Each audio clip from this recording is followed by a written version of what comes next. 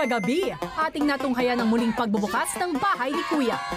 Hello, Philippines! At nakilala nga natin ang pinakabagong generation ng mga papasok sa bahay ni Kuya. GM, Vince, Noemi. At sa pagpasok ng huling dalawa sa kanila, ang real-life partners na sina Patrick at Ding Dong. Yes, hello! Welcome! Cute. At alam mo, Ate B, Yes. kahit real-life partners sila, nitong hotel arrest, magkahiwalay sila ng kwarto. Ngayon lang sila ulit nagkita! Na-miss nyo? Pwede nyo i-hug each other kung na-miss nyo. Ayoko na, Kim. Eto na talaga. Ding Dong at Patrick, welcome. At sa pagpasok nyo nga sa bahay ni Kuya, kayo ay ituturing na 2-in-1. Kaya magiging magkadikit din ang inyong kapalaran. Isang matinding pagsubok agad ang kanilang hinarap. Ang bilang ng makakapasok ng aking bahay ngayong gabi ay isa lamang. Kailangan niyo itong pagdesisyonan. Sino sa inyong dalawa ang mananatili? Ano nga kaya ang magiging desisyon ng dalawa? At anong malaking pagsubok ang naghihintay sa mga pumasok ng bahay ni Kuya? Yan ang pakatutukan dito lang sa Pinoy Big Brother Gen 11. Nauna ngang pumasok ng bahay ang mga nakababatang lalaki na sina Mark, Jaren at Dylan. Okay. Ganda pala yung tsura sa loob. Wow! Para ka nabubuhay sa panaginip. Bro, para tayo nasa laro eh, no? So sweet. Noy, iyong Filipino ka. Oo, bro. Full. Yes. Ikaw, bro. I'm full Filipino. But I was just raised in London. But I understand Tagalog. I can speak. But his accent is so good, bro. Ako, may lahi lang akong Dutch. Pero dito ako lumaki. Dutch? Sa province nice. ako lumaki sa Bicol. Bicol. My mom's Yes. Bicolano. Where in Bicol? Sa Cam Norte. So, college ka na? Yes, bro. Anong year? Second? Dapat fourth year. So, ikaw pa grade 12 din? I'm in year 12, yeah. Where do you study? I study in London, so it's different. Na-expect mo ba to? No, I didn't expect like this either. Iba yung ina-expect ko 4, 5, 1, 2, 3, 4, 5, 6. Maya-maya pa sumunod na pumasok sina Therese at Rain. Hi! Hi. Hello. Anyway, nakilala na. Sa Naga, di ba? Oo, sabi Hello, ko na. nice Sa to meet Naga. you. Sa Naga. Naga kami pareha. Jaren. I'm Dylan. Hello po. Rain. Jaren. Dylan. Rain. Ilan taon na kayo? 17. Oh, we're all 17 except for Magkakaedad kayo. you. How old are you po? 21. Oh, parang 17 lang naman. How about you? I'm 17. Galing ang bola, ah. Matapos magpakilala sa mga boys ay naupo sina Therese at Rain para mas makapag-usap. Hanggang grade 8, grade 9, nag-soccer ako. Mag-18 na po. After nung nag-basketball ako kasi kumakandun ako. For 17 ka lang. Nung 18. Sumunod namang dumating ang tatlo pang girls, sina Kanata, Kai at Colette.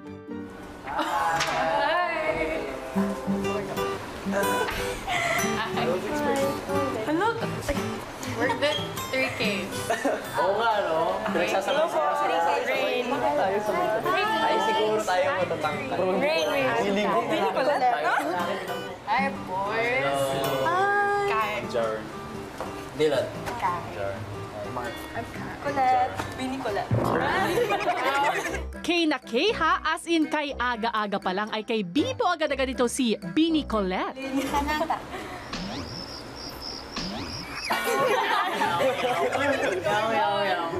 Did you guys explore already? We only went around here. Oh, the Check bedroom. the toilet. We haven't checked the bedroom, just in case we're not. Got an accent. Just What's your accent? What is it? From London. London. No, you can speak Tagalog to me. I understand Tagalog. I can speak a bit as well. Yun naman pala Kai, willing naman palang mag-adjust sa inyo ng accent si Jaren. Try natin magpunta daw sa sa bedroom. Pwede mo siya. Try? Sure ka bang pwede nang gawin yan, Colette? Uy! Wait lang daw eh. Sure na. Bawal? Colette! You're so Colette. Listen down. Itong si Colette, first night pa lang, napaka-Colette na. Ayan, nasaway ka tuloy ni Kai. The three priests. Who is it? Gumburza. Individually. Gomez, Burgos, Zamora. Very good, Colette. Akala ko iba ang isasagot mo. Buti na lang.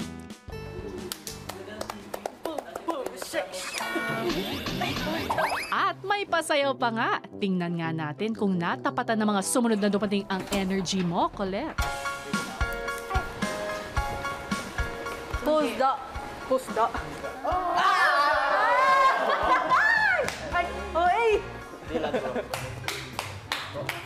Ayun na nga at may challenger na agad sa kulit ni Colette. Close agad yan, Binsoy. Jazz. Hi, Jazz. 17 years old yan. Oh my God. Hi, Jazz. Hi, nice to meet you, Jazz. Oh, you're all so young. I hope someone's older.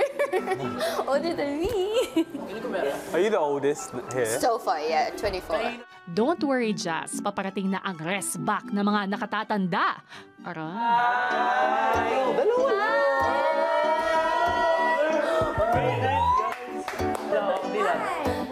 Nice to meet you. Good?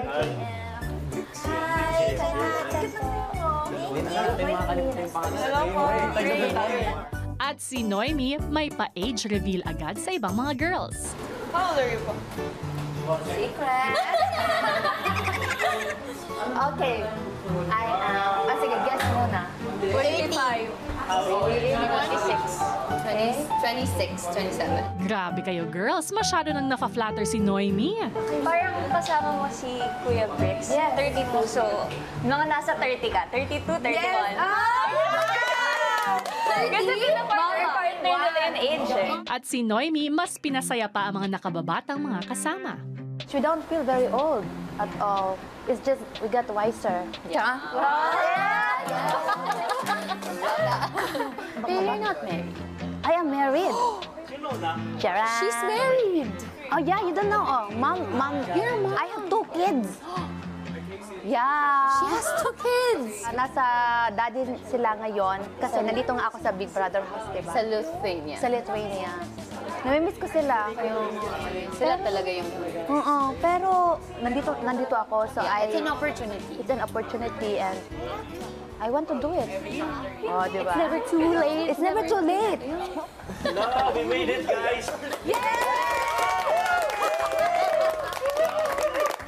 Habang nagkakasiyahan ang lahat sa living room, wala silang kamalay-malay sa mabigat na hamong kinakaharap naman ng partners na sina Ding Dong at Patrick. Ang bilang ng makakapasok ng aking bahay ngayong gabi mula sa inyong dalawa ay isa lamang. Sino sa inyong dalawa ang mananatili?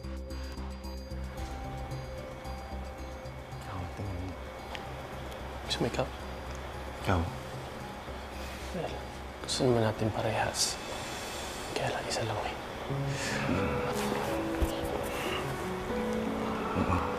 12 years inantay ko. Ano ang inyong desisyon? Siguro po, matagal na po kasi akong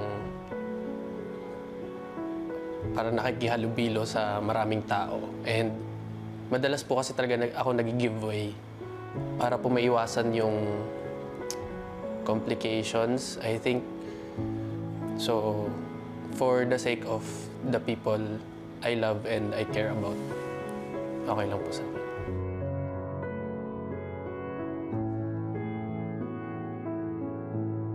Totoo po yun. I mean, alam kong pangarap niya po to matagal na. And kailangan ko pong galingan para matupad po yung pangarap niya. Ding Dong, bakit parang handa kang talikuran ito? Lalo na sa sandaling napakalapit mo na rito. Bata pa lang po ako, kuya, parang elementary. Ang dream ko lang po talaga nung una, makatapak sa bahay. Malaki po yung panghinayang ko, pero I just have to trust si Pat na lang po to do things, and ako po, gawin ko rin po yung things kung ano man po yung ibibigay. Final na po, Kuya. Ako na po muna yung papasok. Kung ganoon ay tinatanggap ko ang inyong desisyon. Sa puntong ito, magpaalam ka na kay Patrick. Okay po.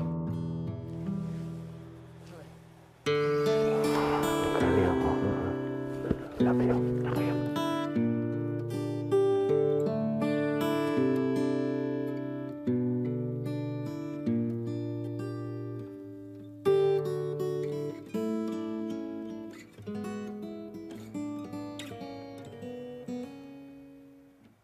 Nang maiwan na si Patrick sa confession room, binigay na ni Kuya ang kanyang susunod na hamon. Patrick, Kuya, handa ka na bang malaman ng susunod mong hamon? handa na po, Kuya. Buksan mo ang kahon na nasa harapan mo. Ano yung nakuha mo? Papel tsaka susi po. Ang susi na yan ang magbubukas ng pintuan papunta sa garden. Pagpasok mo ng bahay, maaari niyong buksan agad ang lock. Pero walang pwedeng makakita ng sulat. Diskarte mo kung paano mo itatago ang sulat. Dahil maaari mo lamang itong mabasa kapag narinig na ng lahat ng aking boses. Pero hindi maaaring malaman ng iba na ikaw ay may naging kasama rito. At hindi mo maaaring sabihin sa lahat ang ating napag-usapan dito sa confession room. Okay po, Kuya. Sa paghahanda ni Patrick sa bagong hamon ni Kuya, si Colette naman. Challenge sa lamig ng bahay naman ang naranasan. Sakit yung tiyan ko kasi sa lamig. I think parang it's a bit mainit. Ay, For me, it's a bit mainit pa? hot. Yeah. Grabe. Malamig sa London. Hindi pa ako nakapunta ng London. Nako, Colette, masasanay ka din. Makakalabas ka na ng confession room at pumasok sa loob ng bahay. Thank you po, Kuya. Bye-bye, Kuya.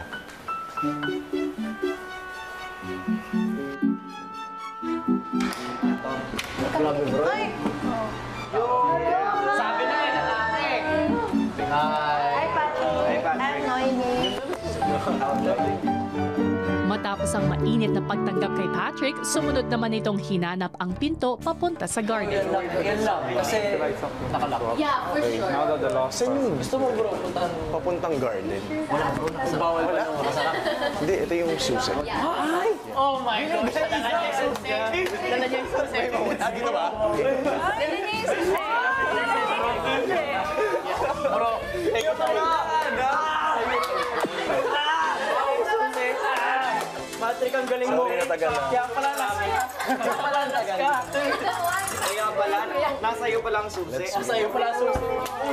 Ingat. I think it's warm. Yeah, dali ka na dito, Nicolette. Pero sa kalagitnaan ng excitement, napansin ni Noemi ang mga nakanumerong platforms sa garden. Mas maganda yun ang nilipad sa taas. Hala, 11? Oy, may news ako dito. Oh. Bakit Maganda na 11 dito, lang ito yung masarap. Bakit hanggang 11 lang, no? Hala, so, what is the... Ilang sandali lamang ay narinig na rin nila ang boses ni Kuya.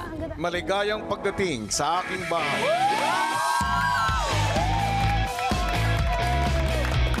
Sa pagsisimula ng panibagong edisyon, isang malaking at mahalagang balita nais kong ibahagi sa inyong lahat. Bagamat 14 kayong nandito ngayon, ang bilang ng official housemates ay wala. Kayong lahat ay pawang mga house guests lamang. Ngunit, maaari ninyong mabago ang inyong kapalaran dahil tulad ng 11 tungtungan na nakikita ninyo sa inyong harapan, 11 official housemates lang ang aking hinahanap. At sa buong linggo, malalaman natin kung sino ang karapat-dapat na mapabilang dito. At sa unang gabi ninyo sa aking bahay, isang task ang ibibigay ko na kaugnay nito. Sa loob ng 1 oras, dapat kayong makabuo ng isang makabuluhang paraan para alamin kung sino ang magiging unang 3 official housemates ng bahay ko. Kailangan natin siyang pag-usapan. Magsisimula ang oras kapag nakita ninyo ang timer na tumatakbo sa may living room. Sunod-sunod na pasabog nga ang binitawan ni Kuya sa unang gabi pa lang ng mga bagong tutuloy sa kanyang bahay. At lingid sa kanilang kaalaman, lahat ng ito ay isang malaking test lamang na susubok sa kanilang paninindigan at kagustuhang manatili sa bahay ni Kuya. Ibig sabihin, lahat naman talaga sila ay housemates. Pero ang tanong, paano nga kaya nila papatunayan na sila ay karapat-dapat sa titulong ito? Yan ang ating aabangan.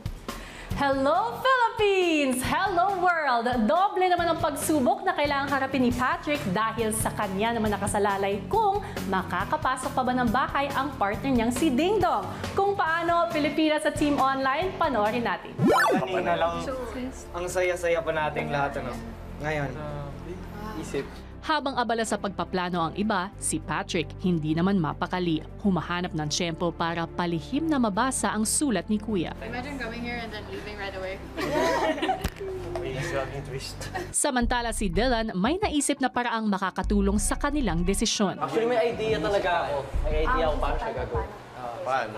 Kasi, syempre, no, hindi pa tayo masyadong magkakakilala.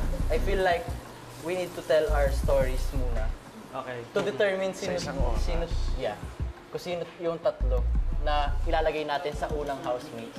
Feeling ko dapat decision ng lahat. Sa gitna ng pagpaplano, si Patrick pumasok sa bathroom para malayo sa mga kasama.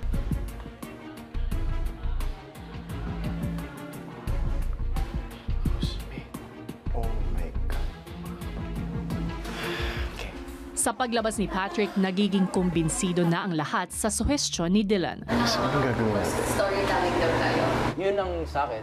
Sa inyo ako. Pagka-storytelling, paano natin mapagdidesisyon kung sino yung 3? Voting? Yeah. It's very cool. Agad na nagtipon sa living room ang lahat para magbahagi at makinig sa kwento ng bawat isa. Ito ang magiging sukatan nila kung sino ang 3 pipiliin nila para maging official housemate. Sa pagsisimula ng 1 oras na timer ay unang nagbahagi si Noemi. Yung pinaka-alala ko na story is yung floating incident ko sa NAIA. Nag-stop ako sa OJT ko as a nurse and then pumunta ako ng Manila to go to Thailand. Kulang yung documents ko na sana ay dapat kong i-provide sa immigration office. So instead of going to Thailand, nag-stay na lang ako dito sa Manila and I found a job and napatunayan ko sa sarili ko na kaya kong mag-ipon at mag-travel abroad. Sumunod namang nagbahagi si Jaren. I don't really have a very long story. I'm only 17, but the whole reason I'm here in Philippines is for PBB. And of course, the whole reason why we're all here is to chase our dreams because we all want to be an artist. We all want to do all of this. So I've been coming back and forth from London 3 times now in the past 3 months. So it is a big sacrifice, not including money, but including relationships with family and friends in London. So of course, we're all sacrificing a lot to be here, which is why I'm saying I deserve to be a housemate. Why we all deserve to be a housemate, we all make our own sacrifices. Sumunod na nagbahagi ang isa sa pinakabata sa kanila na si Kanata. Ako po mag-i-start ako sa purpose kung bakit nandito ako. Nandito ako because gusto ko makita yung father ko. Pinalaki ako ng lola ko. Yung mama ko, nung pinagbubuntis niya ako is nawalan sila ng contact ng father ko. So, ayun, yan yung purpose ko dito. Yung mahanap ko yung father ko. Tulad ni Kanata, hinahanap din ni Kai ang isang kulang sa kanyang pagkatao. I'm here because other than wanting to be an artist, gusto ko ring mahanap yung biological parents ko. So, I have no idea who they are, no idea, absolutely nothing. Kaya, I'm living though with my adoptive parents, which is great to be living the life. I'm content with my life. Pero there's that emptiness pa rin in me kasi There are things that hindi ko pa alam about myself. Dinaan naman ni Colette sa pagiging makulit pa rin ang pagbabahagi ng kanyang kwento. Ang purpose ko dito is, syempre, makita yung biological mother, parents ko. Kasi 4 months old pa lang ako, pinaampo na ako baby pa. Pugi kasi ang papa ko. Madami siyang asawa ba? Oo, madami. Kaya, ito, yung ngiti ko, Hay! Kaya mo yan, Colette! Huwag kang susuko! Behind sa makulit ko na personality, may mga may mga ups and down din. Happy naman ako sa adoptive parents ko kasi tinuring naman nila ako ng parang totoo talaga. Basta madami akong pinagdaan, hindi ko na iisa-isa kasi 30 minutes na. Mabuti pa nga, Colette, lumipat na tayo kay Jazz bago pa maubos ang oras niyo. So basically, I feel like my life started when my dad passed away when I was 19. I was first year college noon, and then nung namatay kasi yung dad ko of cancer, we had to let go of the business and everything. And then 2021, oh my God, optimistic.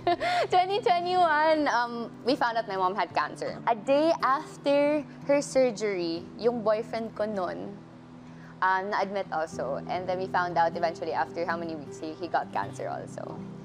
Yeah, so 3 of the most important people sa life ko noon, they had cancer, so we had to fight that also. So I've been taking care of people all my life.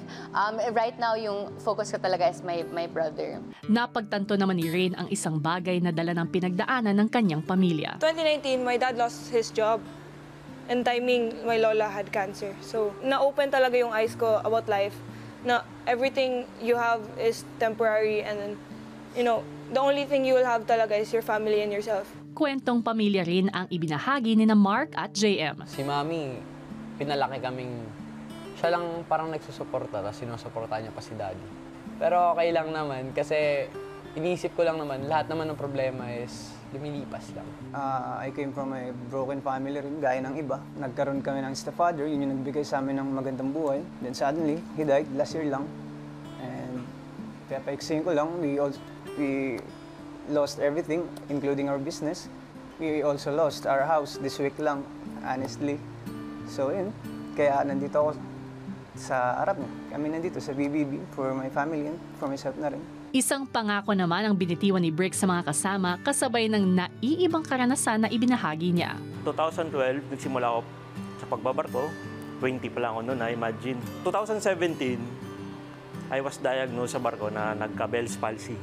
So half of my face got paralyzed na i-divert yung barko sa Trinidad and Tobago para ako doon, mapagamot. Isa kang OFW, kung malayo ka sa pamilya mo, yung kasangga mo lang talaga at saka yung kakampi mo yung sarili mo. So ito yung siguro rason ko na gusto kong maging kuya sa inyong lahat. And I'm willing to sacrifice all para sa inyo din. Sa pagpapatuloy ng pagkikwento ng buhay ng mga housecats, pinahagi naman ni Binsoy ang kanyang diskarte sa pagkayod sa buhay. Ang story naman ng life ko is, behind the smile na meron ako ngayon is mabigat yung sa likod. Ako lang yung nagpapaaral sa sarili ko, working student ako. And the same time, scholar ako sa school namin sa pagsasayaw. So yun lang yung nagpapaaral sa akin, and then nagsa-sideline ako sa 2 teacher. 5 kami magkakapatid, and then inampon yung isa. Then 4 na lang kami sa bahay. So yung isa kong kapatid is grade 10, and then yung 2 kong kapatid college, pero hindi sila makapag-aral ng college dahil nga wala kami pera. That's all, thank you. Si Therese naman binahagi ang kanyang pagpupursige para sa kanyang pangarap makapasok sa bahay. So yung story ko, yung pinaka-highlight. Last year, nag-stop ako mag-school since nahuli ako na nagkaroon akong boyfriend. Kasi strict yung family ko when it comes to that. Tsaka hindi lang siya dahil sa boyfriend. Parang nakasama ko sa bad influence na friends. Kaya din determined daughter ng Camarines Sur yung name ko. Kasi pinaglaban ko talaga yung pag-audition ko sa family ko since ayaw nila na mag-audition ako. Kasi ayaw nila mag-stop ako eh. Gusto nila mag-school ako. So hindi yun yung priority ko. Yun lang. Si Dylan, ikwinento ang naging ups and downs ng kanyang buhay. Lahat tayo deserving maging housemates. Nung grade 6 ako, nung palarong pabansa, super swerte ko, kinuha ko na UST. But I became complacent, lumaki ulo, yumabang, nagpasaway, napariwara. Tapos sobrang yabang na and ang dami nang pinagagawang kalokohan. Natanggal ako. Umabot ako sa point na wala pa akong pinapasukan, wala na din ako matirhan, natulog ako sa computer shop. Kinuha ko na UE. Pagbalik, nagpasaway na naman, natanggal na naman ako. And then binigyan ako ng chance. Kakabalik ko lang last year. So, yun. It's full of ups and downs. Yun, that's my life story. Ibinahagi naman ni Patrick ang journey ng pagmamahal at ang kanyang tapang sa pagiging totoo sa sarili. Siguro lahat naman tayo may ups and downs sa buhay. Gusto ko kasing patunayan sa parents ko na kahit hindi ako straight, kahit part ako ng LGBT community, may patutunguhan yung buhay ko. Like, may tatanggap sa akin. So, yun. Masakit sa akin kasi yun yung reason kung bakit takot akong sabihin sa magulang ko na baka mag-iba yung trato nila sa akin. Hanggang sa nakahanap ako ng partner. Nung nahanap ko yung partner ko, nilihim ko muna sa parents ko. And hanggang sa umabot sa point na nag-decide kaming ipost sa public yung relationship namin. Mawag sa akin yung father ko. Galit. In-expect ko naman na galit. Minessage ko si daddy. Kasi mag-birthday na ako, sabi ko kay daddy. Parang, pa, sorry kung nabastos ko kayo. Sorry kung hindi ako ine-expect na anak nyo. Pero sabi ko, papatunayan ko sa inyo na worth it itong ginawa ko. At balang araw magiging proud kayo sa akin. Tao din ako, normal, kagaya.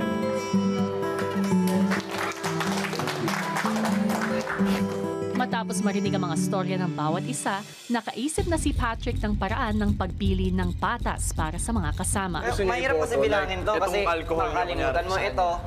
Eh kung ito yung gamitin natin, eh... Hindi bro, hindi na ibabalik. Isa lang Tatlong pinakamarami.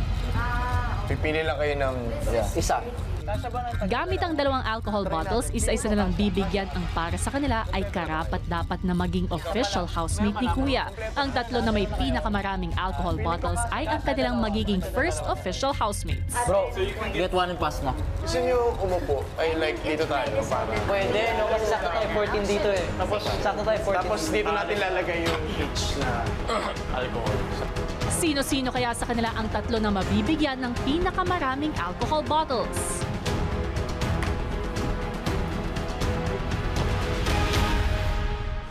House guests, Kuya, oras na para kunin ng unang 3 official housemates ang kanilang pwesto. Ang unang official housemate ay ikaw,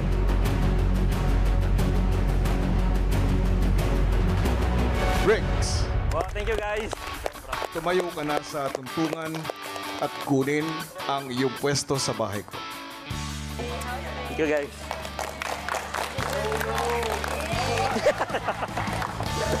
Nakatungtong nga si Briggs bilang official housemate. Ang susunod na official housemate ay ikaw, Patrick. Tumayo ka na sa tuntungan at kunin ang iyong pwesto sa bahay ko. Love you guys. Thank you. At panghuli na official housemate ay ikaw na rin, Jazz. Thank you. Tumayo ka na rin sa tuntungan at kunin ang iyong pwesto sa bahay ko. Thank you, Kuya. Thank you, guys. I love you all. Sa naganap na botohan ay sina Briggs, Patrick at Jazz na nga ang nakakuha ng pinakamalaking boto at tuluyan ng naging official housemates.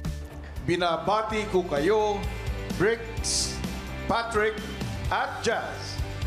Dahil kayo ang 3 official housemates ng aking bahay. Congratulations! Thank you, Kuya! Thank you, guys! Matapos ang anunsyo ay hindi maiwasang pag-usapan na Patrick, Colette at JM ang posible pang mangyari sa bahay ni Kuya. Ito lang yung hindi pa pinapasok ni Kuya yung gamit natin kasi aalis din naman ako. Uy, grabe. Ay. Well, sana, no? I mean, sana hindi walang umalis. Hindi. Ang ang lakas ng boses, no? Parang ano. Hindi!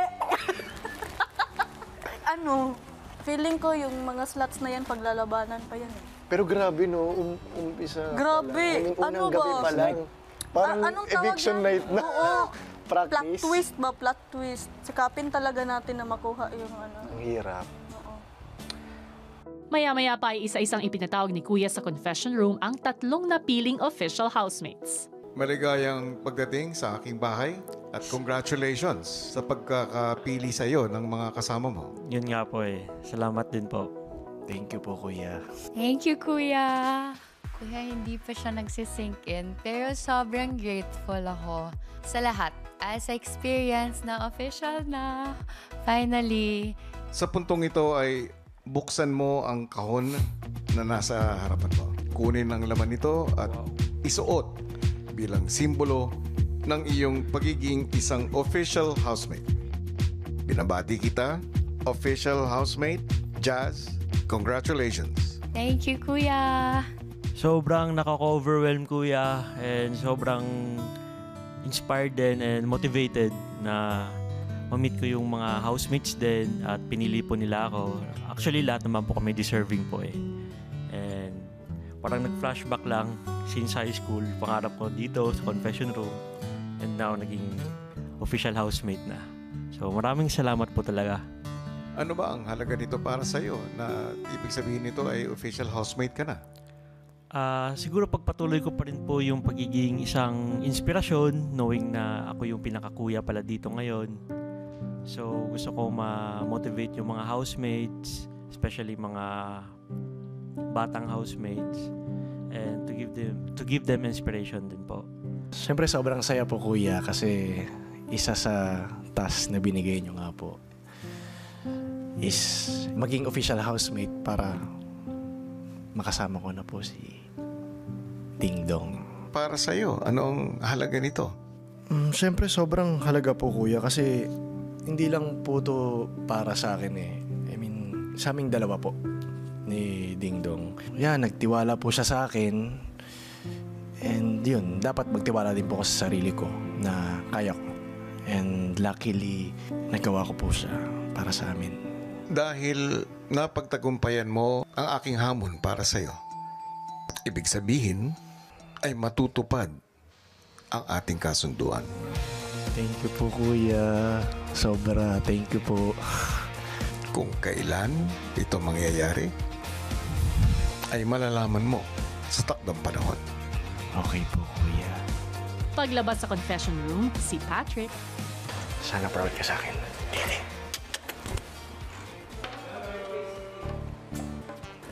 Congrats. Thank you. Thank you. Suot niyo ba? Suot niyo lagi? Hindi Wala naman sinuot. Pero sige, suot natin everything. Ilang sandali pa ay nakaramdam na ng gutom ang housemates at kaagad nilang inusisa ang ref ni Kuya. Nakalak ba? Hindi ko alam. Or... Hindi. Wala naman. Wala naman. Kuya, bakit naman walang laman ng ref? Sige housemates, to the confession room. Kumusta? Sobrang excited sa mga iba pang magaganap. Twist. Pati po kumain. May narinig akong sinabi mo, Patrick? Ay, sorry po. Kasi kumain. Ano yun? Kumain po, Kuya. Kasi parang iba na yung amin. Hindi naman. Hindi ba ba? Nagutom na daw po lahat ng housemates. Dahil dyan, meron akong inihanda. Pero, para ito sa inyong mga kasamahan lamang. Okay lang ba yan, Patrick? Opo, Kuya. Naka-diet po talaga ako ngayon, Kuya. Sabi mo yan, ha? Depende po sa inyo, Kuya. Kunin nyo na ang aking inihanda para sa inyong mga kasama doon sa storage room. Oh my gosh, ang bango. Oh! Ooh. It's pansit. Ay, ang sarap. Okay. Favorite mo? Ang sarap. Oh my God, ang sarap niya. Yeah, ang sarap niya sa rice. Matapos kunin ang mga pagkain sa storage room ay kaagad itong inihain ng housemates para sa house guests. Hello, wait lang. Baka nag-aayos sila ng food.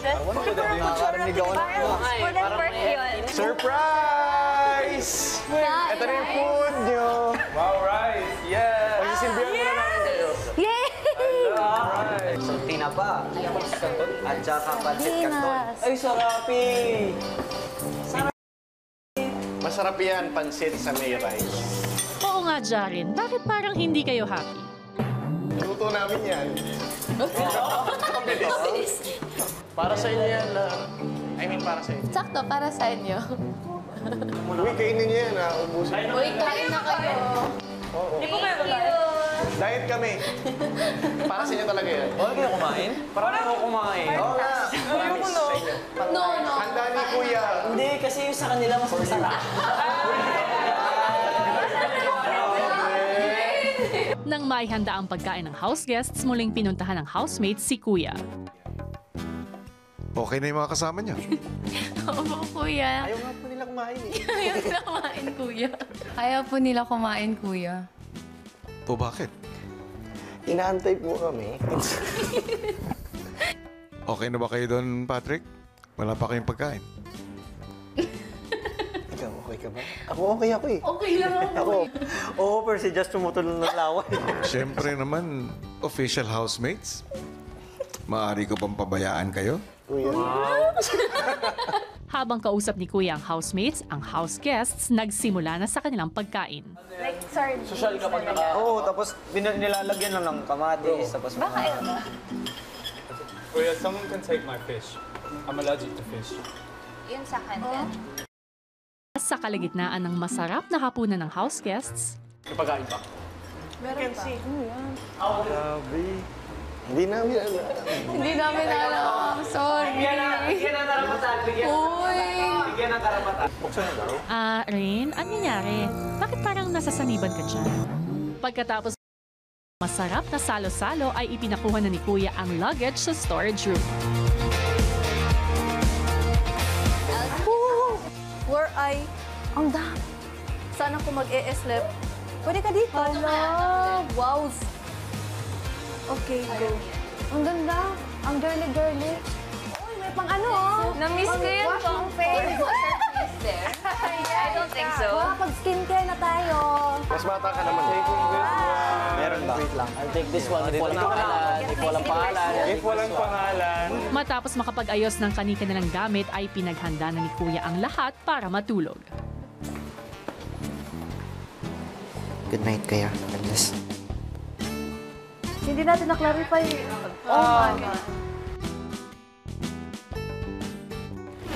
Abangan bukas! Maligayang pagdating sa loob ng aking bahay, Kay. Hello po, kuya. Thank you. Sabi mo, minsan nagjo-joke ka rin. Yeah. Pwede bang makarinig ng sample? No! Saan ba nagtatrabaho ang mga isda? Alam mo ba kung saan? Saan? Eddie, sa office!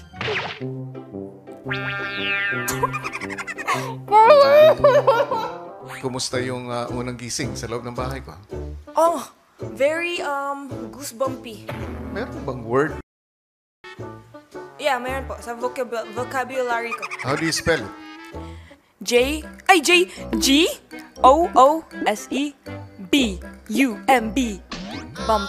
No, P-P-P-Y. Kumusta ang aking bahay para sa'yo? Maganda. Gusto ko pag magkabahay ako ganito din. Lahat ng yan dito lang sa Pinoy Big Brother Gen 11.